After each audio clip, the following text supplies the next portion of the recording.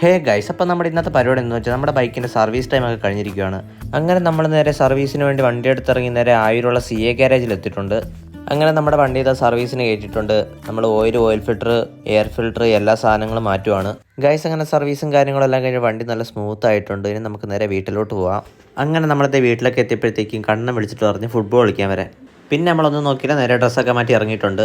സത്യം പറഞ്ഞാൽ ഫുട്ബോളൊക്കെ കളിച്ചിട്ട് കുറേ കാലമായി. പറച്ചിലേട്ടത്തൊന്നും പ്രോ പ്ലെയർ ആണെന്ന് നേരെ പന്തെട്ടാൻ അറിയത്തില്ല. എന്നാലും ഫുട്ബോൾ എന്ന് കേൾക്കുമ്പോൾ ഒരു വികാരം. അങ്ങനത്തെ ആയൂര് വന്ന് ഗൗതമിനെയൊക്കെ പിക്ക് ചെയ്തു.